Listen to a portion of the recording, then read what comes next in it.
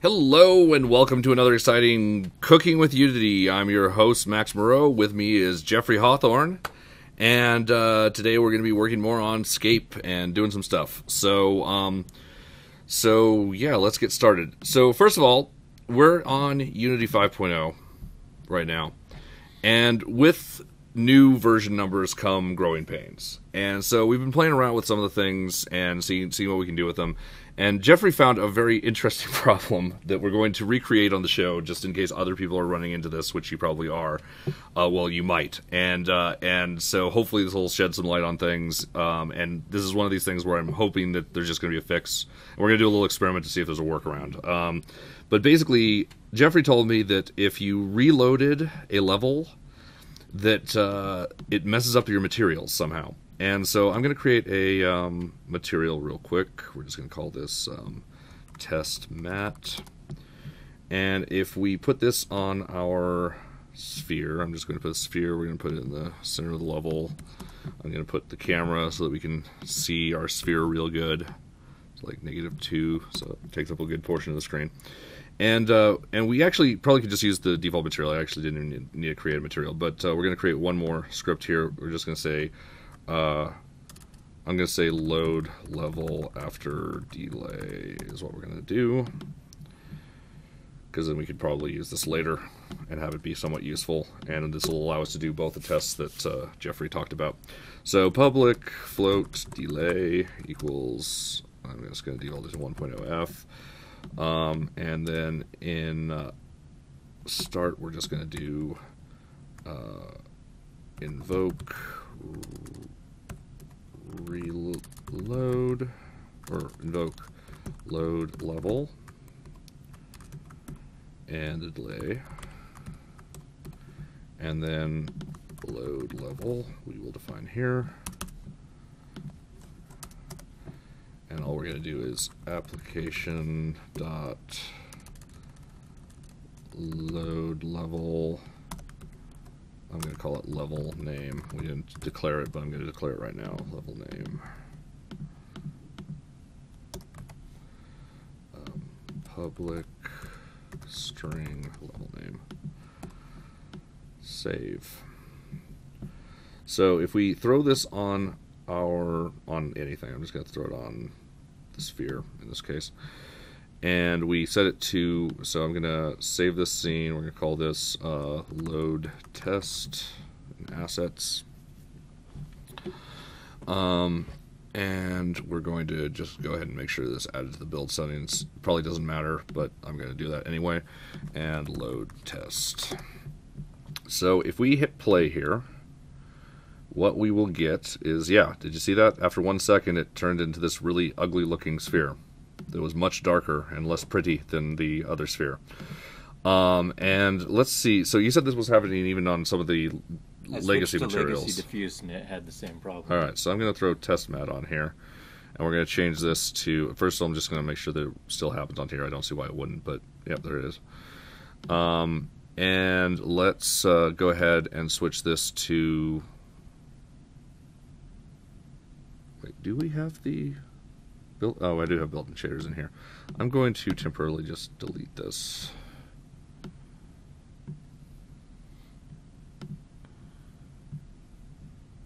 Sorry, they're really old anyway. There we go. We want under legacy, right? Or it's under legacy shaders. There we go. Diffuse. So we hit play. Weird. That is super weird. So let's try going to another scene and then back to that scene. All right, I'm gonna have it. Yeah, well, that's what we'll do. We'll have this go to. I'm gonna go with one of our other scenes that we have stuff going on in. Oh dear, what happened? Oh, evidently I was using them for something. Alright, well, we have version control, we can fix this. I'm just, yeah, that did a lot more damage than I thought it was going to do. Okay. Wow. let's just create a second test here. I'm just going to duplicate this thing, and I'm going to make it a cube so that we know things are happening. And this cube is going to load, put it 0, 0. This cube is going to load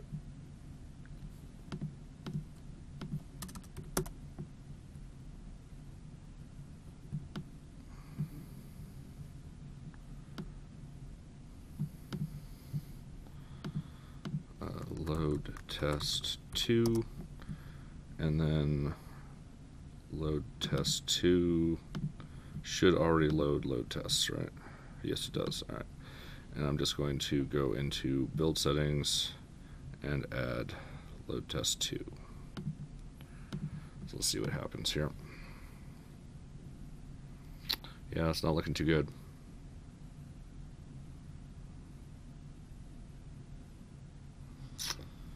Huh. That seems like a major problem.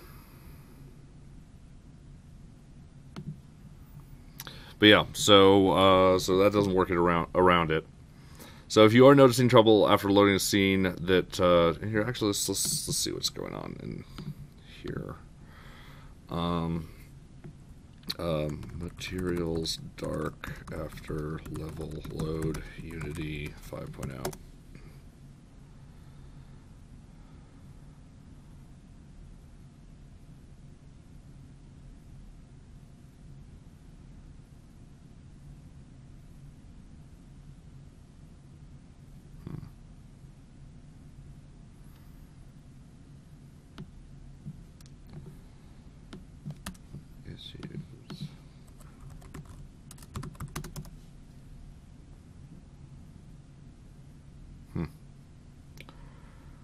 Well, there's not a lot of information on this right now, but yeah, I imagine it's one of these things that's probably just going to go away in a new release for this. I was going to check something. Unity had patch releases, right? Do they have any for Unity 5 yet? Nope, they're all 4.6 still. Cool.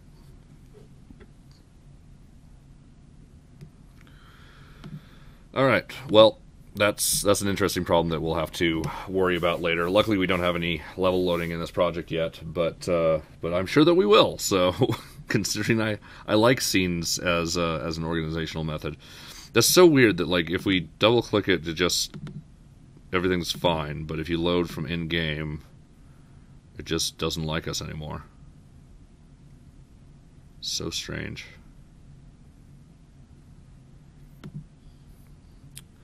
All right.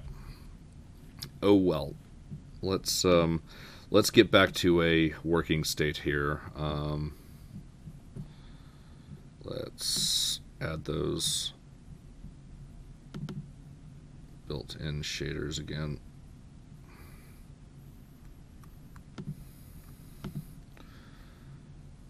Reset. And I'm going to go ahead and just add this stuff. Level load test stuff.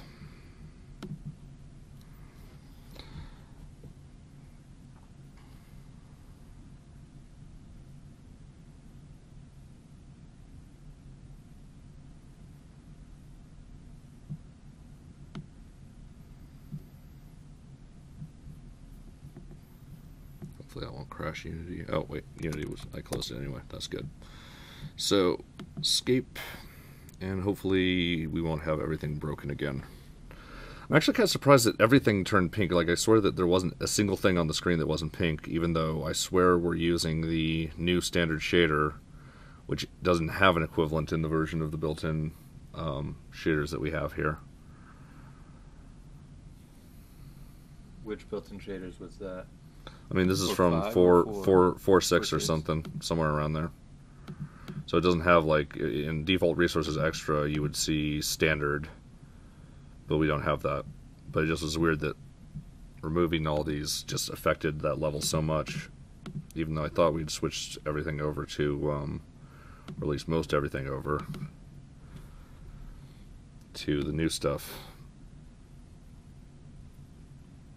As a matter of fact, some of these are set to default material, which really shouldn't have been affected. I'm going to do that again. I just am curious now. Now I got to know.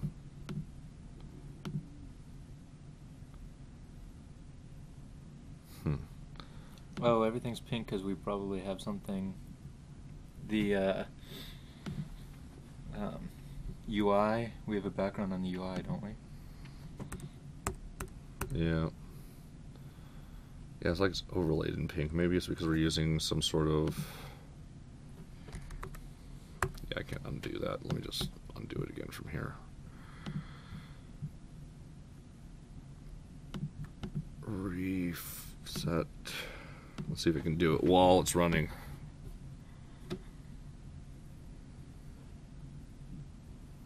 I feel like there's something silly that I'm missing with that whole materials not looking right after loading a level. Yeah, I feel like I kind of feel that way too, where it's just like we miss a checkbox somewhere or something, and this is like totally normal. No, don't randomize my yeah, materials exactly.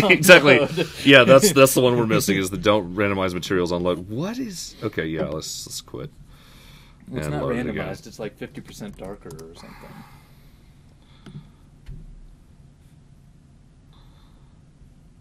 Whoa.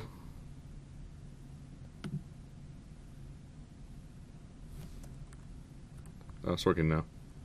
Pay to beta interrupt pixel bitbanger. Wow, that's a heck of a starting item. So, so I'm going to make that canvas not be active by default. Oh wait, we had a problem with that, didn't we? Like if we had the canvas off by default, it caused some sort of weirdness. Don't know why. All right. So I'm not going to worry too much about that. It's just that is just weird. Were we using any like full screen effects that I'm not aware of? Using bloom. What's that? It's not like that's built-in shaders, I don't think. Yeah, it's just weird. I guess I will work with that later. I kind of want to update the built-in shaders, but I don't want to mess things up, and it looks like it's kind of a touchy aspect right now. So let's actually do some work on the project. So what we got? We've got a very basic, very makeshift inventory system that generates random weapons when we kill enemies, and a random weapon at start. The weapon, when selected, does a damage range, so it affects our player's damage range, and it goes through the calculations that we have for that.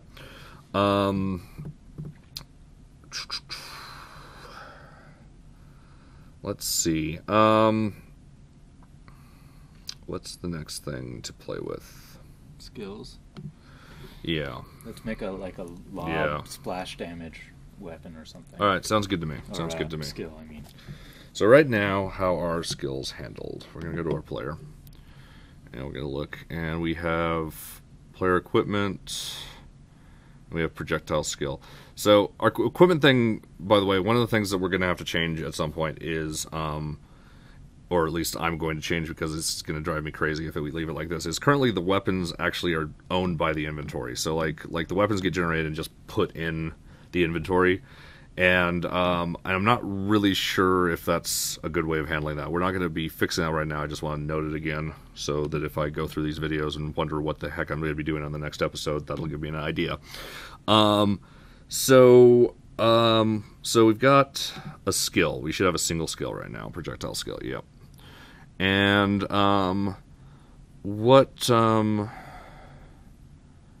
let's see. Right now, we have a single skill, and we only have a single attack button. How does this actually work? So, cast. And cast gets called by probably player equipment. Let's find out. Nope. Player level. Where is cast? It's in the projectile skill. So we can just do find references. Right? Yeah. Search, find. Oh, you can't right click? Oh, yeah, I can. What should I look for? Find references. Okay.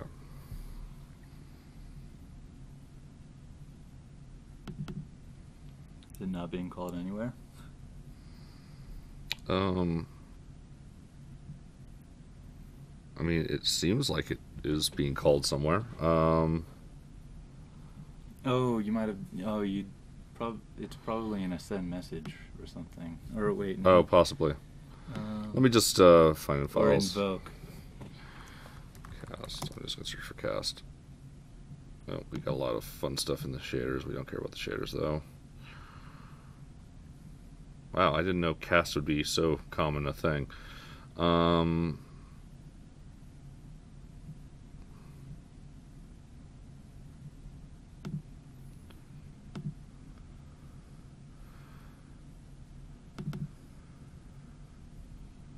Shoot on access input. There it is.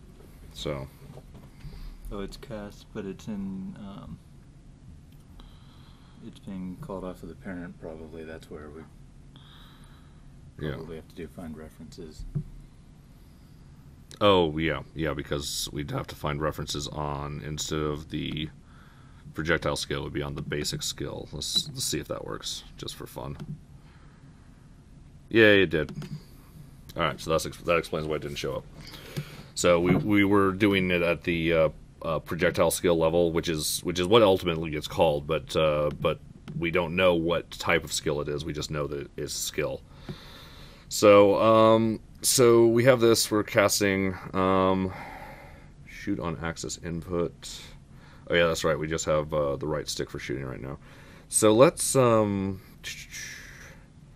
some sort of skill switching system based on a button for right now, just to try it. So so current skill. So this already has a skill. So let's go ahead and add it to here for right now. Public string switch skill button equals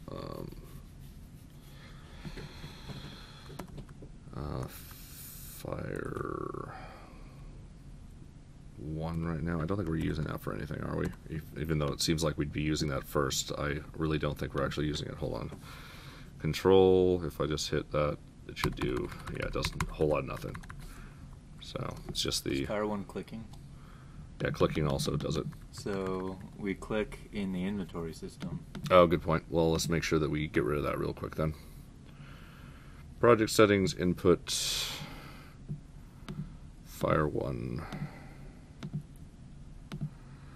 And we will make sure that mouse 0 is not part of this. There we go.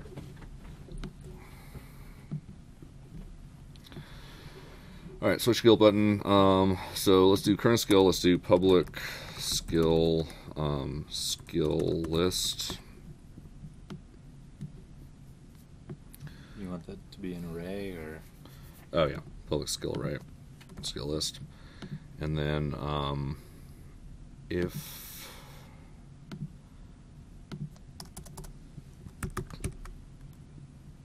input.get button down. Switch skill button.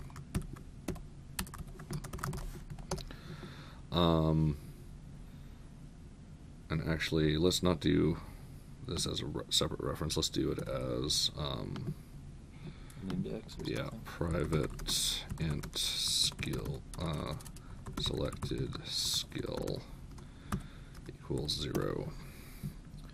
So current. So we're going to do skill list selected skill dot cast. Save, and then we will do selected skill plus plus if whoops, not offline mesh, if selected skill is greater than or equal to skill list dot length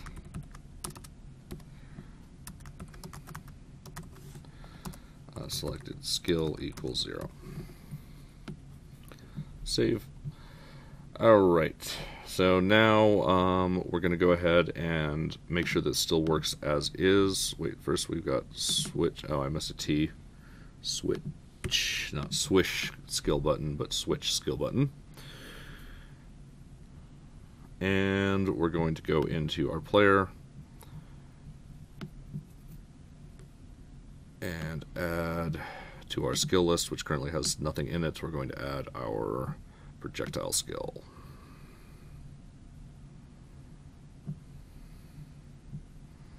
So in theory, this should work as it did before. Looks like it does. Good. Good, good, good. Hit the skill switch button. Alright, I'm hitting the skill switch button. Does nothing. The button does nothing, which is appropriate. We're not doing anything. It increments and then sets it back to 0. Exactly. It's doing something. It's just not very exciting to humans. The computer's like, oh, I get to manipulate a little. It goes up by 1 and then goes right back down. This is fun. But we're like, nothing's happening. It's so like a bit. So I'm going to let's go ahead. 0, 1, 0, 1, 0, 1. So I would say that this would still be a projectile skill if we were making a lobbing grenade thing. So I'm going to go ahead and just add another projectile skill to our player if we can. So where's projectile skill? Oh yeah, it's under skills probably. Projectile skill. Put this on the player. And we're going to, I don't think I can move it up using that method. Move up. I just want to keep them kind of organized near where they are. Move up. Alright, so this one is, instead of a... Oh, that's right, projectile skill just spawns the projectile. Yeah, exactly. So we're going to go ahead and go with a new projectile. What is it? Prefabs.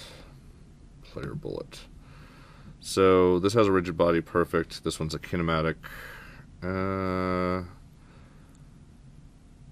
Should I set it up as a rigid body thing? Like a real one, considering we're going to be throwing it up in the air. Will that cause problems for us? I don't think it will.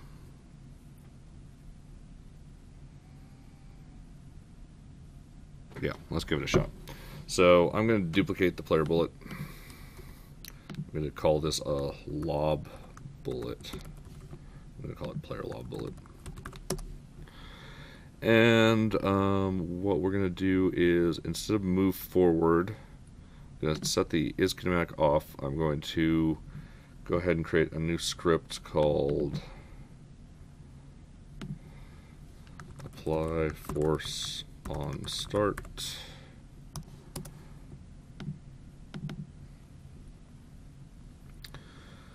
And so public vector 3 force direction and public vector 3 force amount. Actually, you know, I'm not even going to do force. Oh wait, yeah, I am. Hold on. When we do shoot an axis input, when we do projectile skill, yeah, and okay, use the player's current rotation for that. All right, yeah, we'll have a force direction there. So we don't have the vector 3 here. The float force amount. We could also just do it as just the vector, but I like to have a tweak value for speed, basically. So that's what we're going to do here. And let's go ahead and do force mode. Float force mode. Oh wait, public force mode. Sorry, force mode. Force mode. And what we're going to do in start is we're going to, so we want the force direction to be relative. Get component rigid body. Yeah, so let's get component rigid body. Remember, we can't just do rigid body dot anymore because that's gone. Dot, add relative force. Excellent. So what this should do is, if we set force direction to directly forward, it should be in the direction that it's already facing. So hopefully that'll actually work. And actually, I'm going to default this to forward for right now for testing. So vector 3 dot forward. So add relative force, and we want to give it Okay, so it just has force and mode. So we need to do one more quick thing here. I'm going to do vector 3. Actually, no, I'll just do the normalized here. So force direction dot normalized times force amount, and then we want force mode. So save. We're going to put this onto our player lob bullet. I'm going to go ahead and go to player before we forget and add the player lob bullet to our second projectile skill here. We're going to add the second projectile skill to our skill list. There we go. And anything else? That should be it for right now. Let's see what we actually get. So if we should move shoot on axis input down to where the projectile skills are, or where the skills are. Yeah, probably. So this is regular. If I hit control, nothing seems to have changed. Oh, wait, no, it does player lob bullet. I just don't think I changed enough on the player lob bullets. Okay, so let's see what's going on here. Move forward is still on. That would be a problem. Remove component.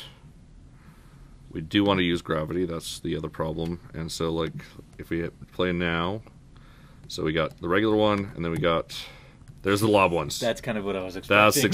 That's what I'm expecting. Especially considering we didn't have a good force amount default at all. Let's do at least 10.0F as the default.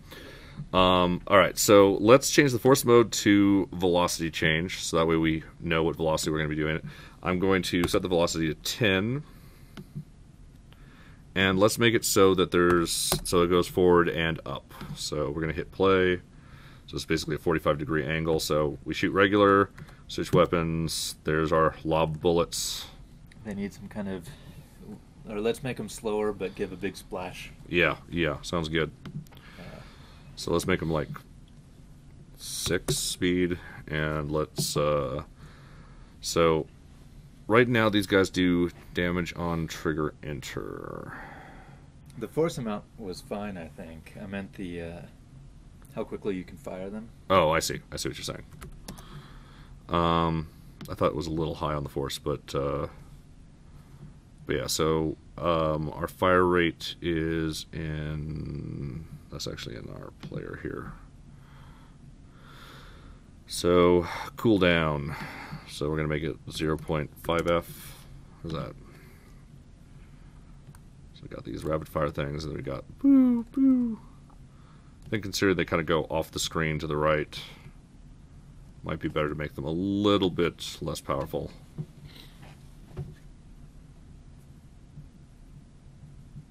I'm going to make them a little bit more direct too. So let's make 8, and let's make it go 0.5.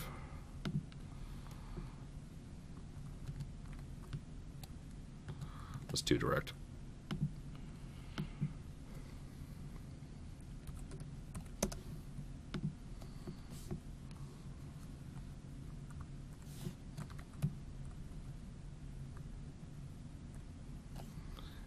No, let's just keep it full on. Try it again, because part of that was the force change. What is it at, 8? Yeah. 8's probably fine.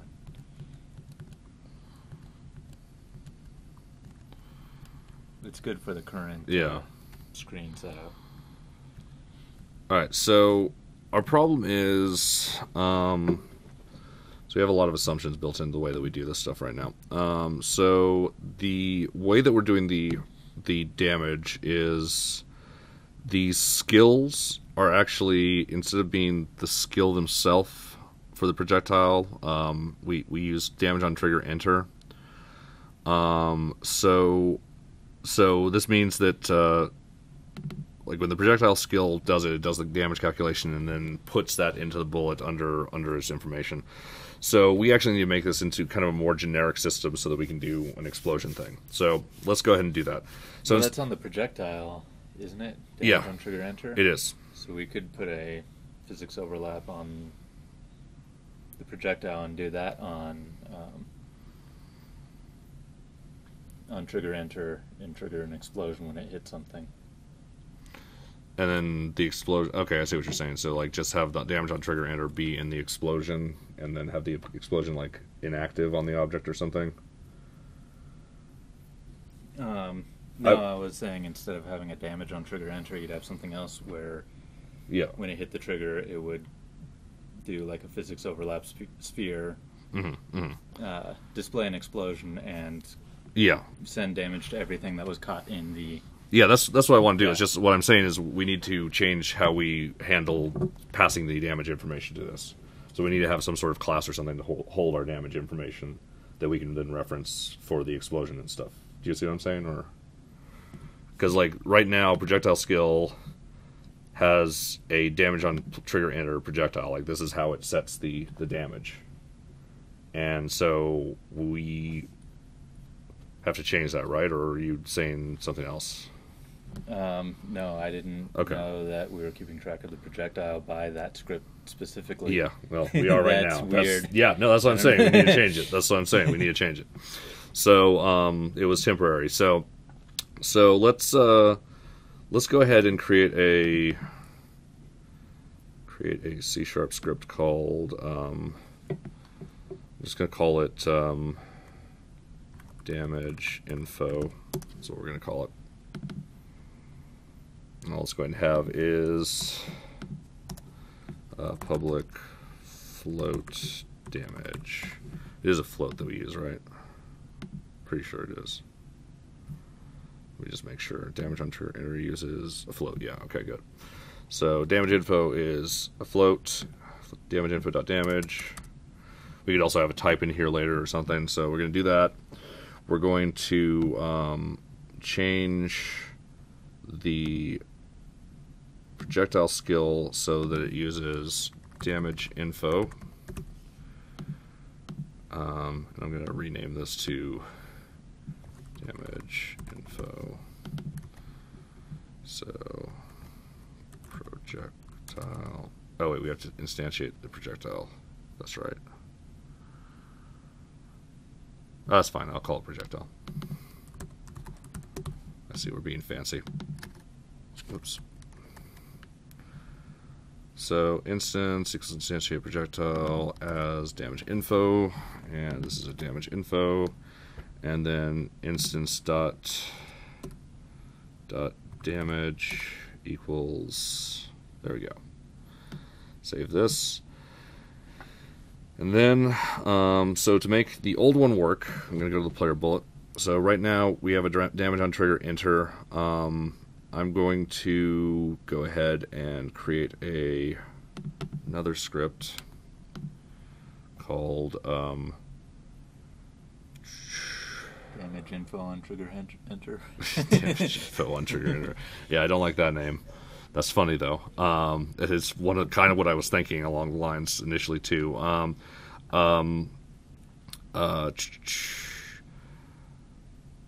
Damage on trigger enter. Set damage.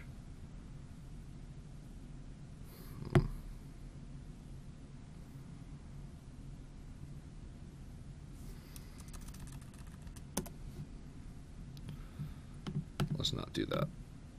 Let's look at damage on trigger enter. So as a damage amount.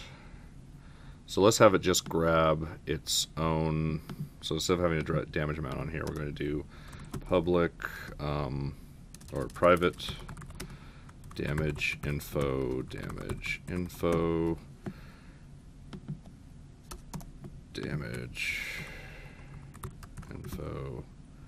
equals get component damage info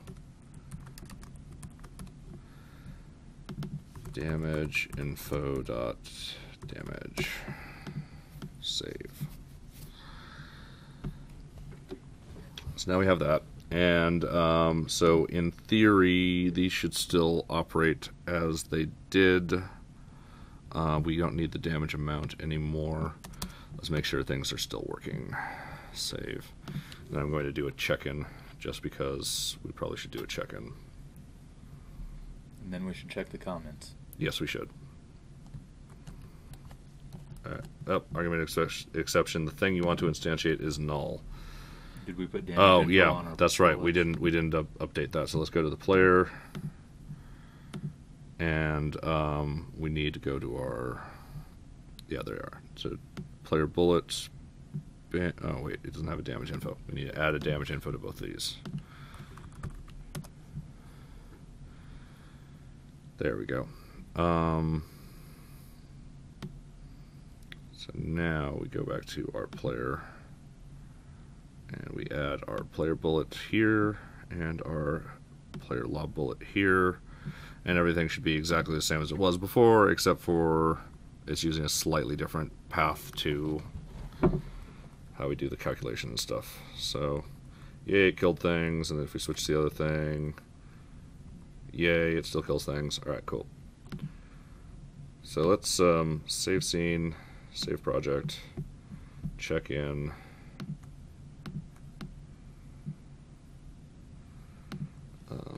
Damage system tweaks for multiple skills. Projectile love. Projectile love. Alright. View on watch page. Let's see what people have to say at the halfway point of the episode. Please stand by. Uh-oh. Please tell me that it's actually doing something.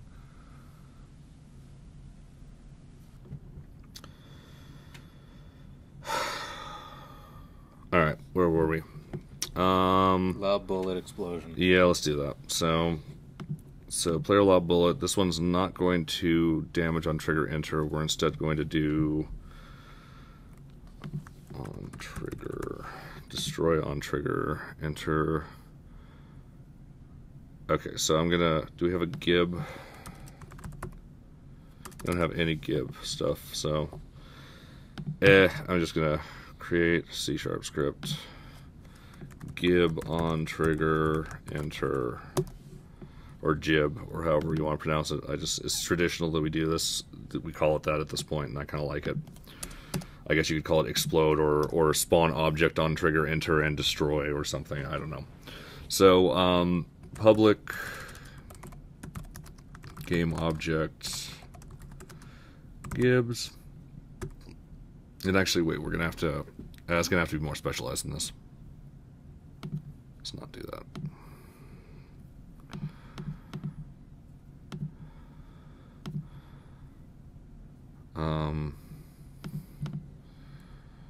C# script. Explode. Yeah. What do we want to call it? Explode and do damage. Splash damage on trigger enter. Splash damage, I like that. Or spear damage. Enter. Maybe we'll have different. Alright. So public game object effect Radius. Public float radius equals 1.0f.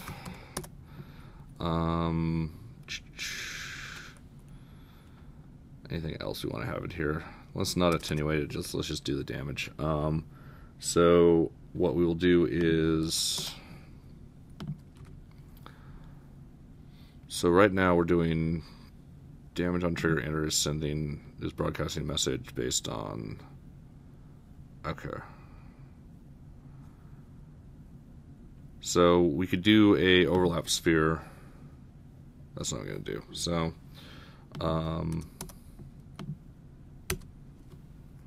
actually we're gonna do void on trigger enter. We should put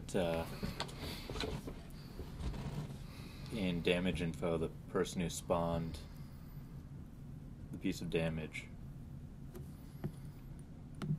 You think so? Otherwise, I'm wondering if we're going to kill ourselves with splash damage. Yeah.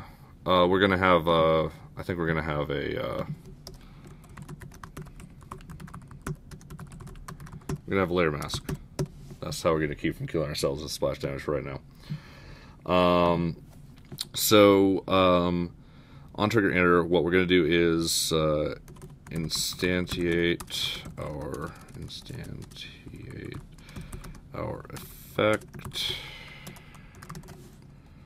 Oops. Instantiate effect transform dot position transform dot actually we'll just quaternion dot identity. I don't even care. And then in our do the damage for each collider call in physics dot overlap sphere transform dot position lowercase please transform dot position. No, I have a lot of problems with autocomplete in Unity 5. Yeah, I need to someday take some time on model develop and see about beating it in submission and giving information on how to beat it in submission properly. Layer mask. Let's do the layer. Wait, let's make sure the layer mask is... What is it trying to do to me here? I must have an error somewhere in my code that it's just really unhappy about. Let me just really quickly do layer mask equals -1. This will make it so that it defaults to everything, so at least we'll know that it's working. So for each of these, then we're just going to do what we already do in damage on trigger enter, which is this stuff.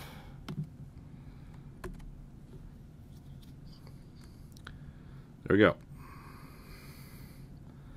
So save. Let's create an effect. Actually, let's use one of the Error.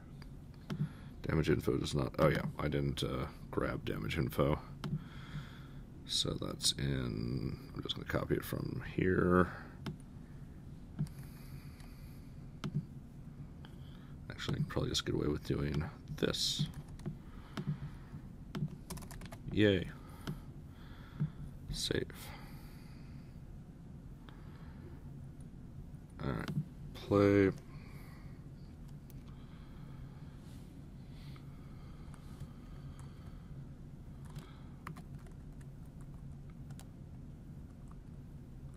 We didn't actually apply this to our prefab in any way, so let's do that real quick. So player lob bullet, we're not going to have damage on trigger enter anymore. We're instead going to have Splash damage. Yeah.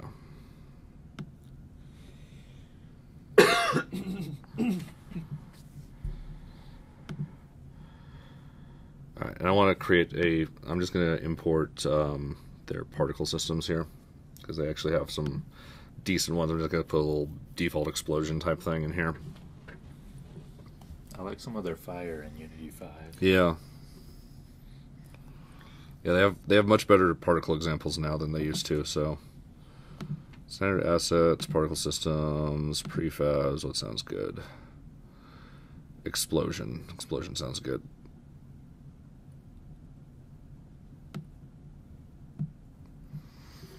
So let's see how this does.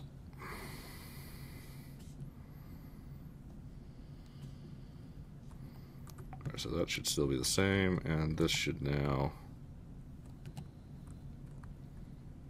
That's a big explosion. I didn't realize it was that big. And our radius is 1. Yeah. We definitely saw multiple enemies die. That's a good sign. But let's make our radius hit the a bit. ground? Can I? Let's find out. Yeah, I can. That was the wall, I think. Okay, cool. It's a big old explosion. It's not a bad looking explosion. Seriously. Is it any easier than it used to be to change the scale of particle systems? I don't think it is, but we're going to find out. That actually makes me want attenuation of the damage. Yeah, does it? And life bars. To show that they're all taking damage. Yeah. Oh, were we actually getting... it's kind of hard to...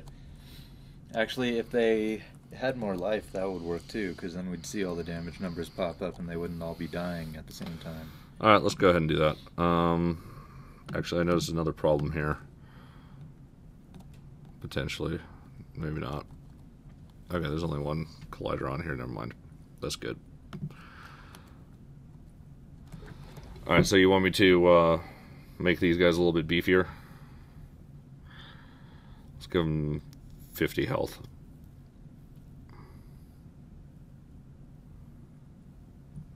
I just want to make sure that I'm not going to be applying it. Let's actually just find the default one and just do 50.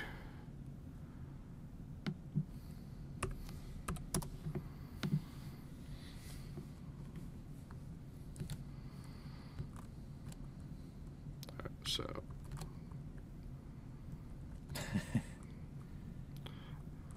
42. Don't throw one at a time. Throw as fast as you can. Oh, they can knock each other away. That's funny. Wait, why is that even happening? Wait, is the explosion doing something? Wait, first we gotta go null reference. I just want to see what this is.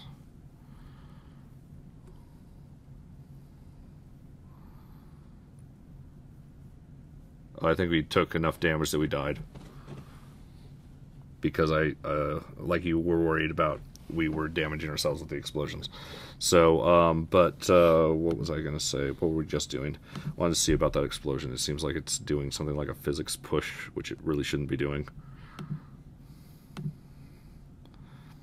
Yep, explosion physics force. So let's get rid of that. That's right. In their demos, they usually have a bunch of blocks that the explosion knock over.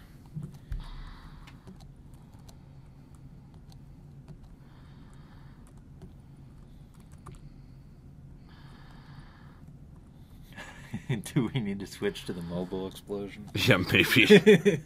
Let's find out what the explosion mobile looks like. I'm going to get rid of the explosion physics force on this one as well and see what we get if we go to our player lob bullet. It's going to be like one puff of smoke and three sparks. I wonder, what I really wonder is if the size is any different. If the scale is different.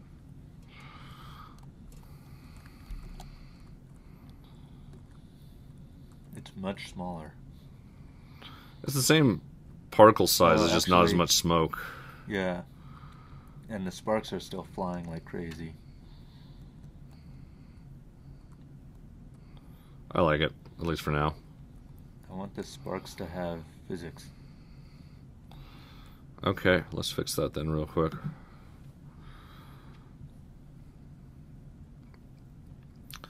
So, actually, first of all, let's make the layer mask not include the player.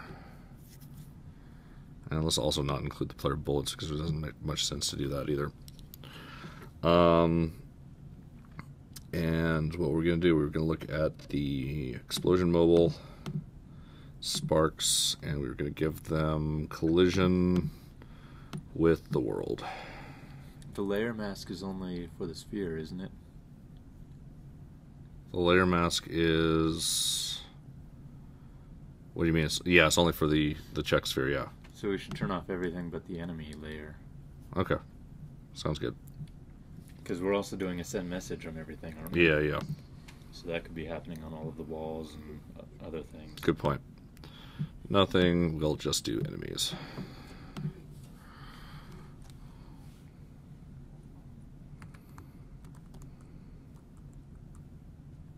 There, now they bounce off of things.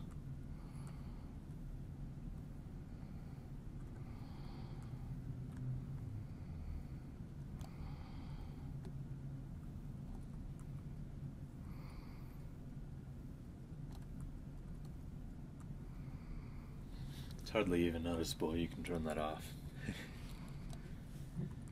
I like it. I'm going to leave it. for now. When we start optimizing, it'll be the first thing to go, probably, but... Don't forget that it's on. God, my processor is just getting eaten up. We should look at the profiler. Alright, let's take a look at the profiler, considering everyone has profiler now, so that's awesome. I don't know why we're looking at the profiler right now, but it's something we haven't looked at in the show, so I'm excited, and there's only 10 minutes left anyway, and I'm still depressed over the audio problem that I'm going to have to try and figure out how to fix. Let's check the comments again. Maybe there's another issue that we need to fix. Yeah, let's see. We'll forgive you this time. Thank you, Loki OLR. I really appreciate it. I'm sure you have not had any episodes that were low volume. I just feel so stupid about it. Don't we were listening low, but we were. I'm just glad I didn't blow out anyone's eardrums when I turned it back up. I turned it up initially without saying anything, and then I was like, okay, no, I gotta turn it back down, say something, and then turn it up because it's just not fair. Turn it up. Surprise! Yeah. All right, so well, I have an early morning. Tell Max I sent him an email. I have a bunch of shares for him if you want some. Awesome, cool. Sorry, I've been behind on some of the emails and stuff. It's been weird lately. Take care, Ninja. Cheers. All right. So cool. Anyway, let's go ahead and I guess we'll throw a profiler on here just for the fun of it. Where can I put this? Let's put it down here. Let's close the animation for right now, and then let's hit play and see what we get.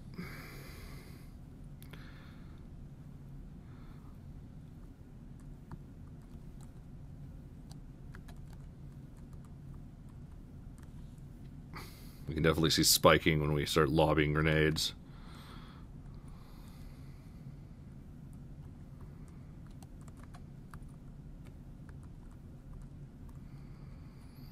Well, right now we're not cleaning up our explosions. Evidently, they were thoughtful enough to include a script that makes the explosion cause an explosion effect on things, but they weren't nice enough to make a script that destroys the explosion when it's done.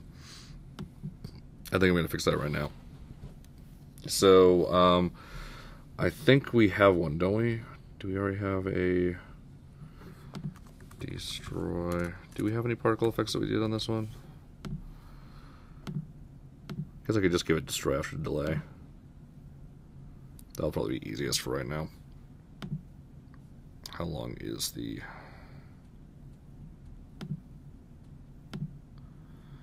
3 seconds, 3 seconds, 3 seconds. So we'll just destroy after delay 3 seconds on this thing.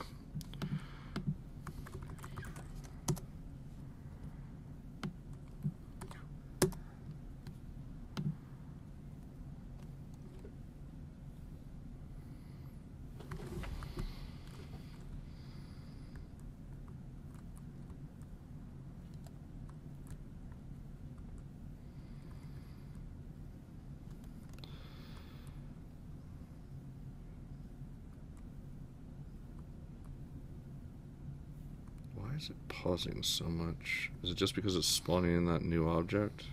It's gotta be text. It's gotta be text. It might be text. That's funny. Look at all those we're doing damages. Same damage on everything. Oh, yeah. Damage info should be a range or something.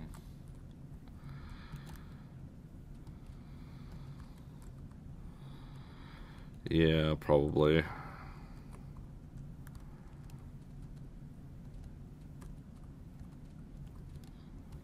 Yeah, let's change that. Actually, I'm going to... We could do that next time. Let's do that next time. Submit. Anyway, yeah, let's submit what we've got.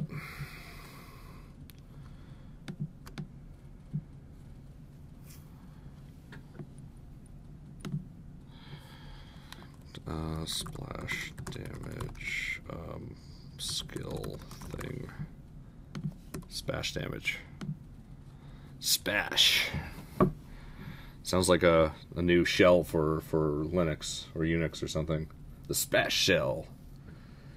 It's like Super Bash. I don't know.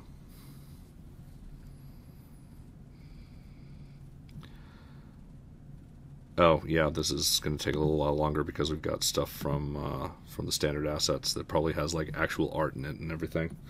So while that's going, I'm just going to okay, no new big comments.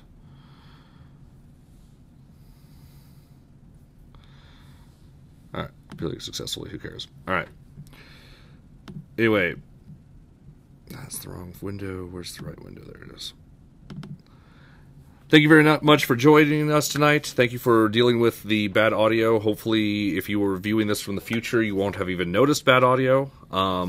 Though I'm not holding my breath. I'm going to see what I can do to fix that in the first part of the episode. Just boost it at the very least. It'll probably be bad quality, but it'll be better than having it completely uneven. Thank you very much for joining us. If you have any questions, please email me, pushypixels@pushypixels.com. You can also tweet me at Drakfire. That's DRAKFYRE. You guys have a great one, and I will see you tomorrow for another episode of Breakfast with Unity. We're going to be dealing with the new audio mixer system in Unity 5.0, and we'll both catch you next week, hopefully with Phil in tow as well, for more Scape goodness. See ya. Have a good night.